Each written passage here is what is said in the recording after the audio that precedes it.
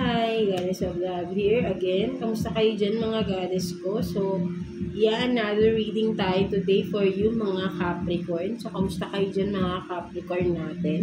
Let's see ano yung third party situation, conflict no, sa relationship ninyo, ng person ninyo, Capricorn. And of course, tingnan natin message ng inyong inner self and of course, advice from the universe. No? So, let's see. Kuha tayo ng one card here, no, message sa inyo ng inyong inner self regarding your situation, no, mga Capricorn natin. Let's see. One card for Capricorn, message ng inyong inner self. Let's see.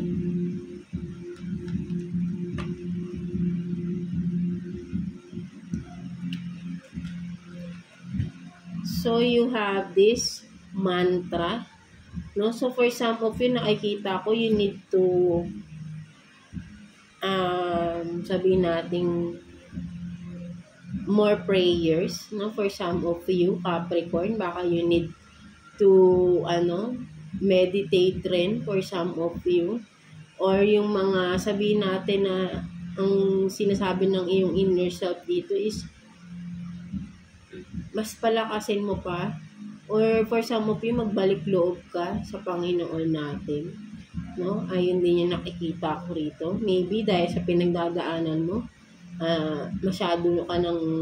masyadong galit or masyado ka ng yung nalilimutan mo ng magdasal. For some of you, ng mataimtim, no? For some of you, baka parang nawawalan ka na ng pag-asa rin. For some of you, kung ano man yung sitwasyon na meron ka, no, mga Capricorn, no? So, nakikita ka ng inner self, no? Sinasabi ng inner self mo, more prayers, no? Parang yun ang nakikita ko rito, no? Connect deeper, no, sa ating source, no, kay universe, no? Something like that, no? So, ayun yung nakikita ko rito, no? Mga Capricorn natin. So, let's see. Kuha tayo dito ng 4 cards for you, Capricorn. Situation ninyo ng person on your mind, no, person you are dealing with, no, na may conflict kayo. Ano ba tong third party situation sa inyo? Let's see. No, kuha tayo ng 4 cards for you, Capricorn. Na natin. 4 cards for Capricorn, third party situation. Tingnan natin. 4 Capricorn.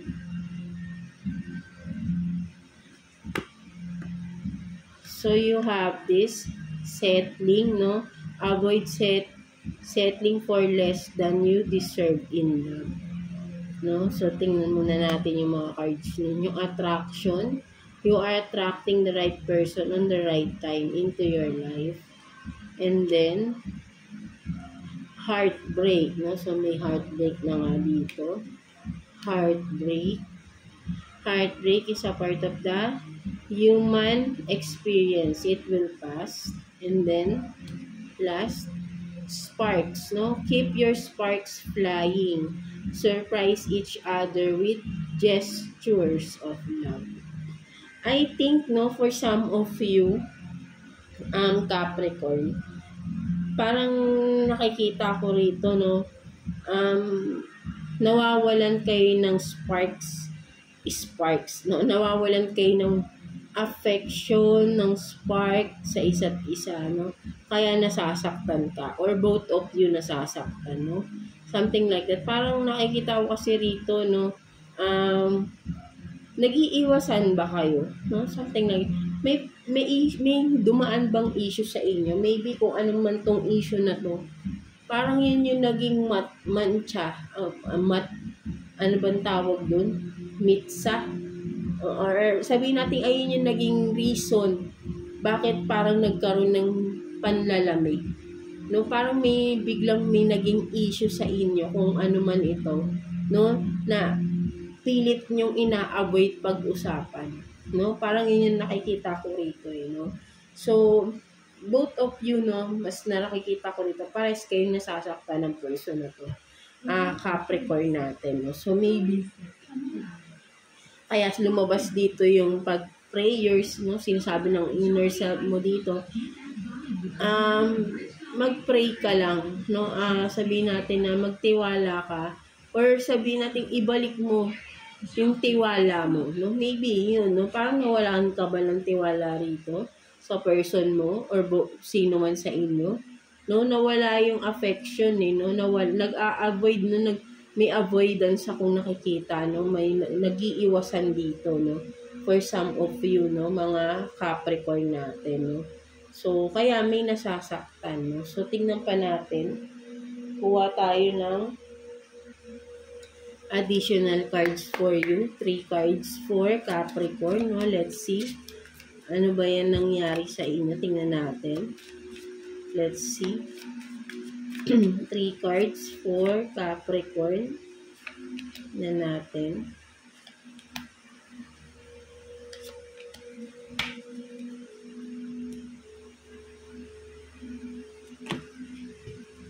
So, you have this old school, no? Outdated thing. So, maybe, sabi natin with this old school, no? Binabalik pa rin yung nakaraan, no? Parang may nangyari nga, no? From the past na until now, no? Hindi mawala sa isip. Pero, ina-avoid pag-usapan, no? Something like that, no? So, ayun yung nakikita ko dyan. And then, self-indulge, no? Indulgence, no? Self-worth and value, time to heal, no? Shadow work, self-appreciation. Maybe for some of you, nakikita ko ito, kung ano man yung nangyari na yun sa past, no? Na parang hindi mawala, bumabalik pa rin. Kailangan mo na siguro for some of you, kailangan nyo nang mag-heal doon sa sitwasyon na yun, no? Kailangan yung harapin na kasi, no? Hindi na kailangan yung iwasan. Kasi, nandyan pa rin yun sa inyong dalawa, no? Iniiwasan nyo lang. Hindi yun mawawala kung hindi nyo haharapin, pag-uusapan ninyo. At totally, i-close na yung issue na yun, no? Something like that, no? So, what else? Girl with a snake, no? Charm or use, enable boundaries, no? So, I think, nagkaroon ng third party nga, no? For some of you, no? With the girl with a snake. So, nagkaroon ng third party. May third person na na-involved. That's why sabi ko nga, parang may nawala ng tiwala rito. And then, you are still together, no? Nakikita, pero nag-iiwasan kayo. No? Nasasaktan kayo, no? Both of you. Kaya parang nawala yung spark, nawala yung attraction because nawala ng tiwala. No? Something like that. No? So, ayun nakikita ko rito. But then, nangyari ito sa past, no? Something like that. Diba? So, hindi lang makalimutan. But then, yun nga, sabi ko, iniiwasan kasi yung issue. Alam na may nangyaring ganun, pero hindi napapag-usapan. Walang malinaw na closed chapter na yun, no? Something like that, no? So, kaya parang bumabalik at bumabalik, no? Or maybe yung third person bumabalik. That's why, di ba? So, nagkakaroon ng gulo na naman, di ba? So, yeah, tingnan pa natin. Kuha pa tayo ng 2 cards here for you, Capricorn. Let's see. No? 2 cards for Capricorn. Tingnan natin. For Capricorn.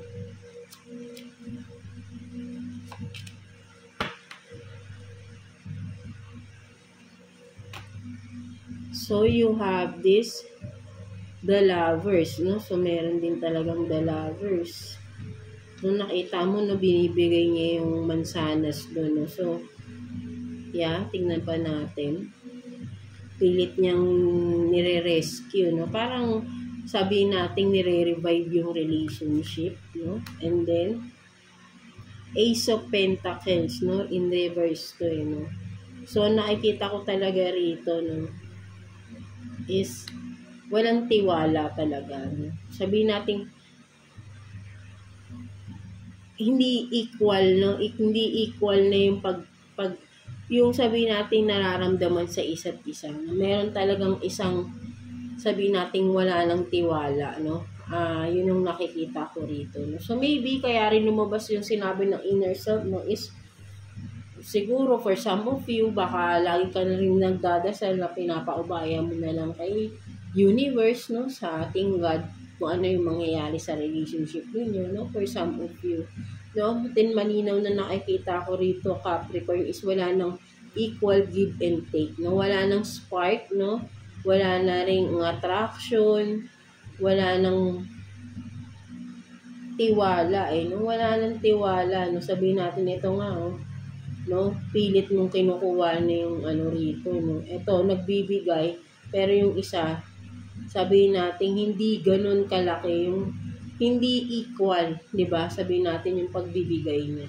'Di ba? Parehas yan, no? Parehas si The Lovers and then si Ace of Pentacles. Parehas parang nag-aabutan, 'di ba? Pero may isang hindi equal, no? Parang ganoon.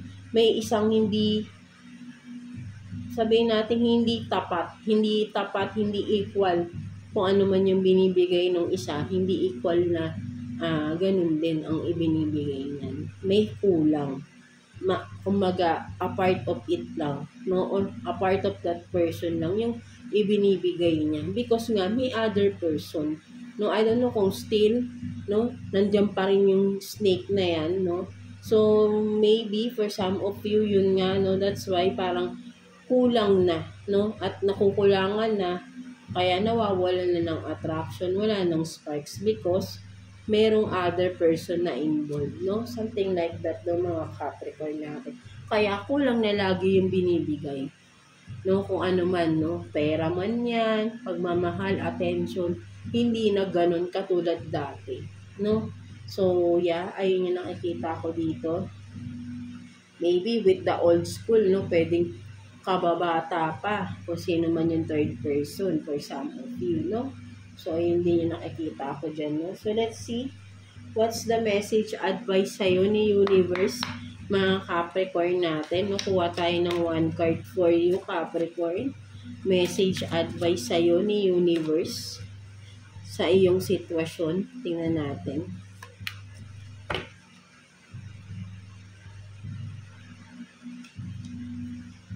So, pares din kay kay Virgo, no? I am grateful that my success has no limit. So, wag mo limitahan din. So, hindi nakikita ko rito. Wag mong limitahan yung sarili mo, no? Kung ikaw man to na naloko ka ng person mo, no? Hindi pa natatapos yung mundo, right? No? Marami ka pang magagawa para sa sarili mo. Wag mong limitahan, no? Na mag-explore ka din, no? Hindi mag-explore ng ibang tao.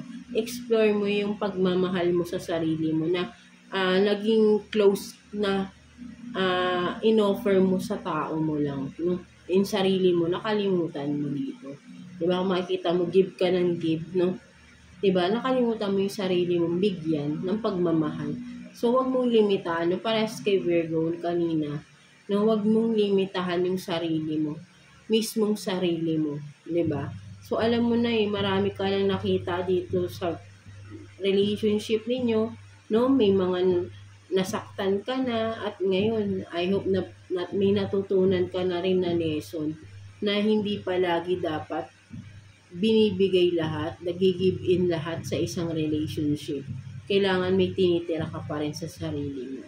Right? No? So, yeah, that's it for you mga Capricorn natin. I hope na naka-resonate kayo sa reading ninyo today. God bless you all and thank you for watching, Capricorn.